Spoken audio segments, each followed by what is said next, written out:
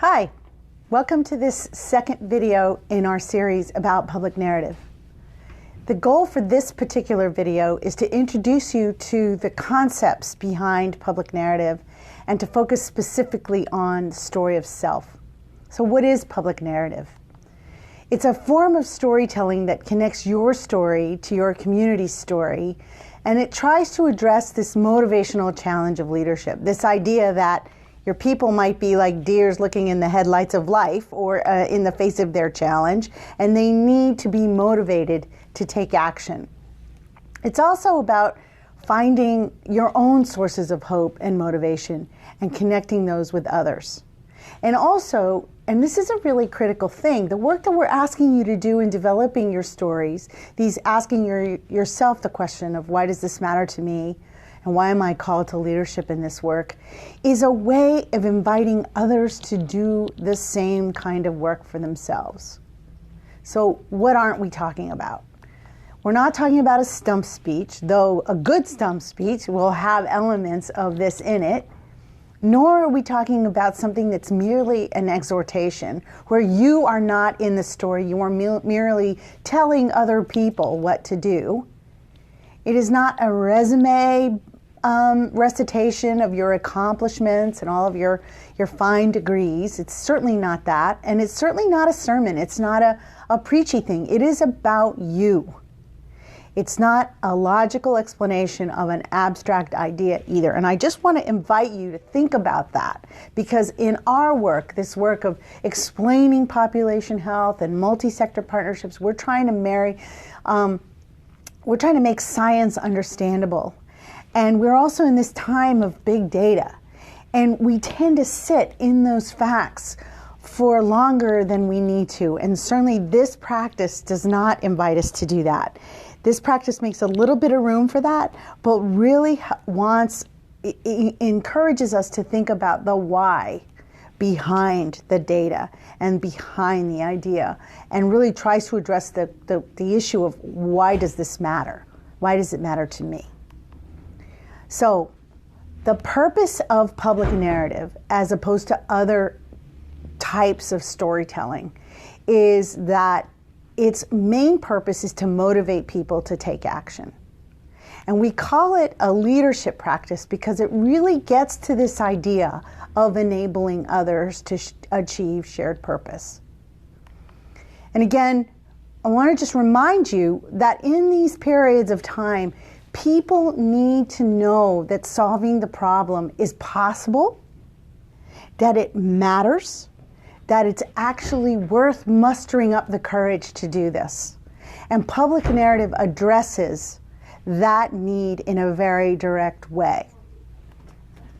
So what are the elements of public narrative, or sort of how does it work? Remember, I've said that the purpose of public narrative is to motivate action. Right? So we have two ways of understanding the world as humans. We have a way of understanding the world that's logical and analytical and cognitive, but we also have this other way of understanding the world through sort of our affection, our hearts, just our sort of what our viscera tells us about how the world can and should be. And what we're suggesting with this practice is that you need both to inspire effective action. You need to motivate people on the basis of their values, because decisions, any decision that we make, is a function of what we value. Now, I'm not a scientist, so I'm going to try to explain this as best I can. There are others on this team who can probably do this better. But we know that the amygdala in our brain control emotion, and that people with damaged amygdalas can list a range of options around a particular decision. They can do this endlessly, but they cannot arrive at a decision. Decisions rest on judgments of value.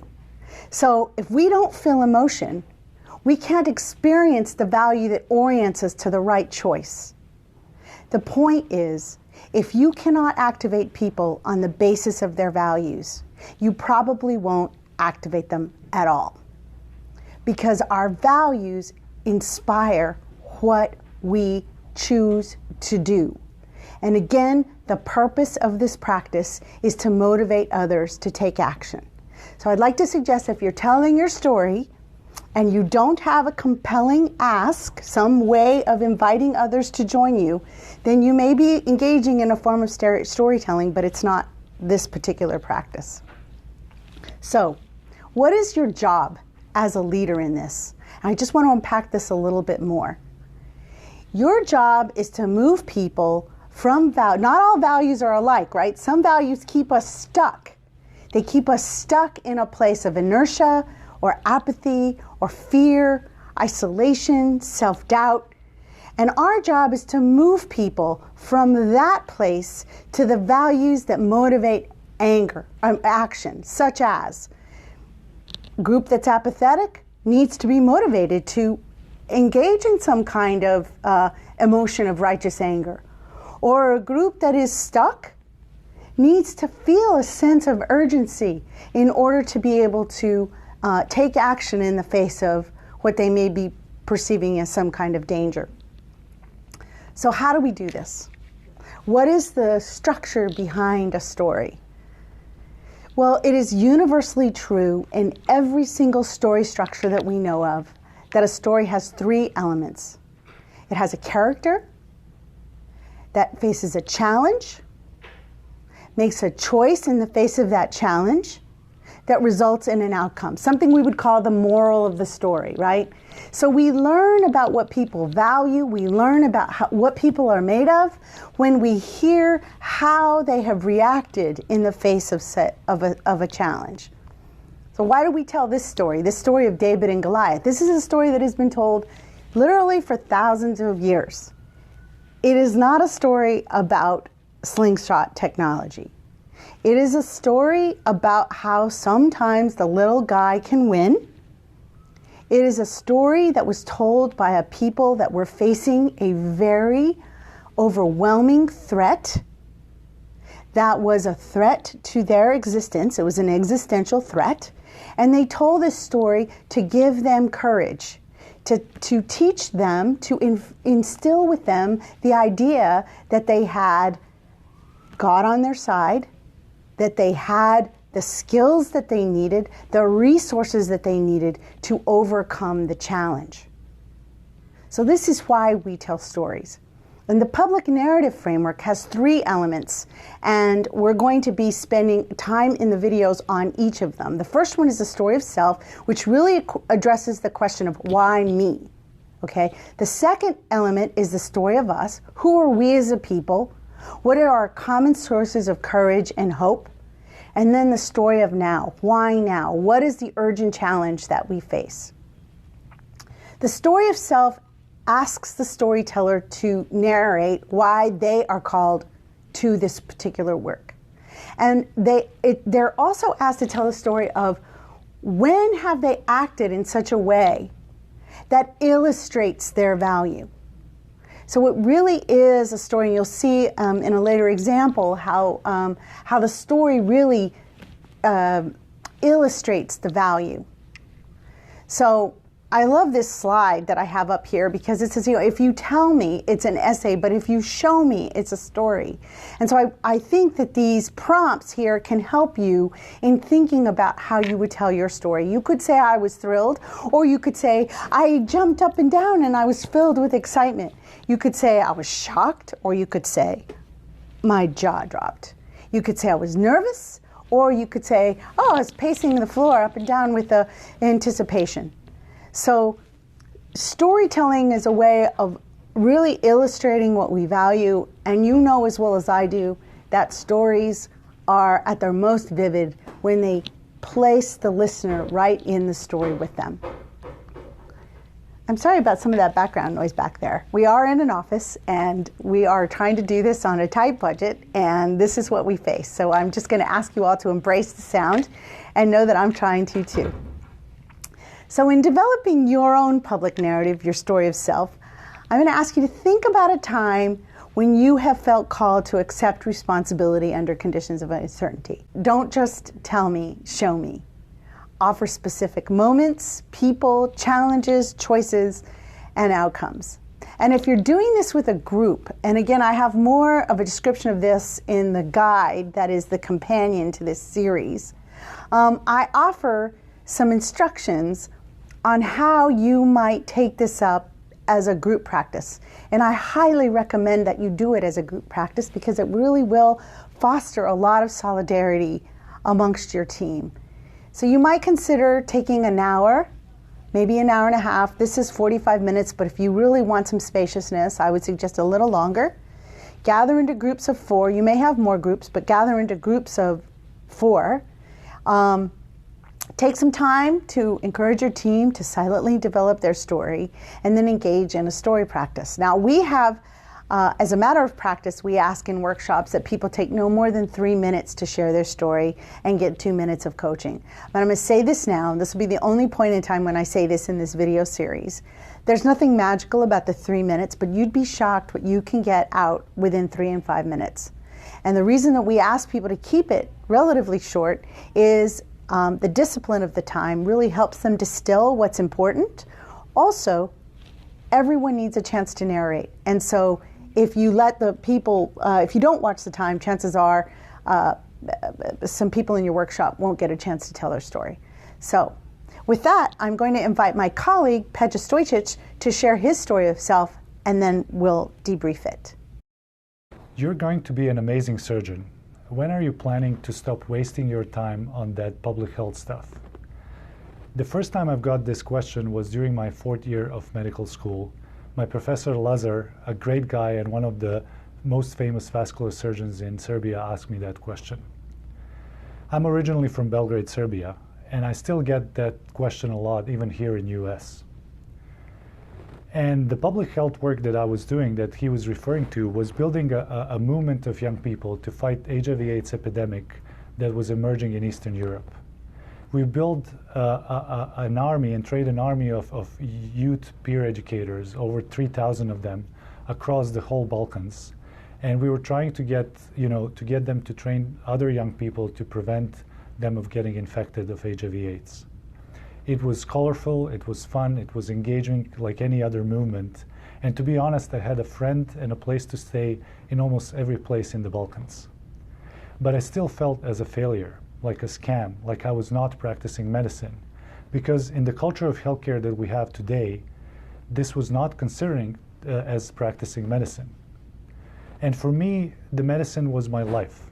I grew up in a big family. My father had 5 brothers and 1 sister. And every fall we will get together as a family in my grandmother's house to make something that we call, like that we really love and adore, a Serbian dip called ajvar, made of red peppers. I still remember the smell of the red peppers, and my grandmother Desa, who was skinny and with a really strong voice, chasing us around the yard when we put a finger in a jar of ajvar. And on one of those days when I was 6, we just finished lunch and get together in the backyard, and I couldn't stay still because I was really an active child. So I ran around the backyard looking for my father, wanted to play with him. So I'm entering the house, and I see him across the room, sitting on a couch, completely white and covered in sweat.